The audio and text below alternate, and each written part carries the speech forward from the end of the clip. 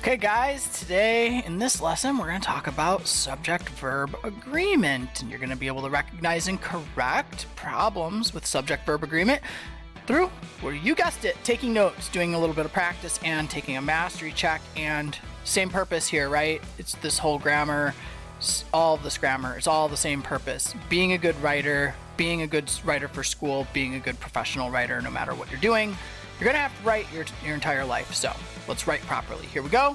Subject-verb agreement introduction. What is a subject? As a quick review, a subject is a noun or a pronoun that is doing the action, right? It's who or what the sentence is about.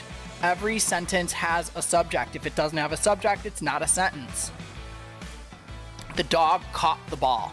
Okay, dog is your subject. The object, every sentence has a subject, has an object. The object is the noun or the pronoun that receives the action. The dog caught the ball. What did the dog catch? The ball. You also have the verb, the action, or the link between the subject and the object, okay? The dog caught the ball. What did the dog do? He caught. What did he catch? The ball. Subject, verb, object. Every sentence needs these three components, okay? And they need to agree.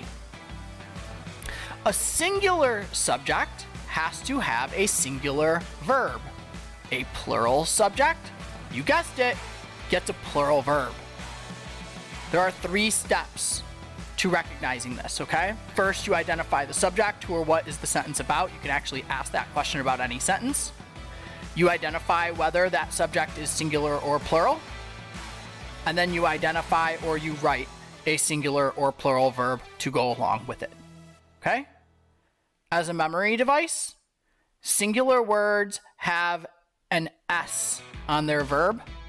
Plural verbs have none most of the time, but singular words have S on their verb. There are 7 subject-verb agreement rules, 5 rules for singular subjects, 2 rules for plural subjects. Let's try and get through all of them in one video. Here we go.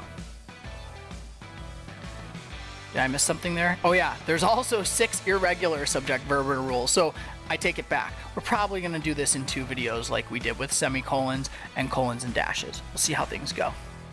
So let's start with the subject, the singular subject and verb agreement rules, okay? Rule number 1, you use a singular verb when 2 singular subjects are connected by either or, nor, either, neither, or nor. Okay, basically these words connect 2 words, but they're separating them to say like it's one or it's this one or it's this one, right? So in these examples, my aunt or my uncle is arriving by train today. Neither Juan nor Carmen is available. Either Kiana or Casey is helping.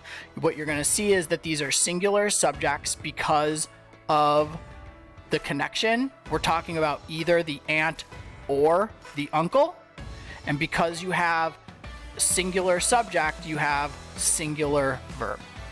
If you changed that or to an and, now all of a sudden you're talking about 2 people instead of one or the other. You're talking about my aunt and my uncle. Now you have a plural subject, and that would change this verb to are. So simply changing that one word changes whether we're talking about this being singular or plural. The second rule is that when you use the word I, or when the word I is one of the 2 subjects, and it's also connected by either or neither, nor, you put I second, and you use the verb am. A lot of people tend to write with I and so-and-so, or me and so-and-so. That is incorrect, okay? It's so-and-so and I, so-and-so and me. Neither she nor I am going to the festival, okay? Neither she nor I am going to the festival because we are separating them with this nor. So you would be saying she is not going to the festival, or I or she is going to the festival, or I am going to the festival. But you have to put I second because of the nor, and you follow the I with am. Sounds a little bit weird at first, but it is what's correct. You use a singular verb whenever either or neither is the subject. So neither of them is available to speak right now. And again, you use the singular verb is. Either of us is capable, okay? Either is the subject, is singular verb. Rule 4. Rule 4 is that the following pronouns are always considered singular. Each, everyone, everyone, everybody, anyone, anybody, someone, somebody. Okay? Side note. There's two types of everyone. One where it's one word and one where it's two words. When it's a single word, it actually means everybody. Like when we say everyone and it's a single word like this, we're talking about everybody. If we separate everyone, it means each individual. Okay? When these pronouns are the subject of the sentence, you ignore whatever comes after the word of and you use a singular verb. Let me show you what I mean. Each of the girls sings well. Every one of the cakes is gone. Each is your subject, sings is your verb, or everyone is your subject, and is your verb. To decide whether that verb needs to be singular or plural, you get rid of the stuff that comes after of and before the verb so that you can test it. Each sings or each sing, right?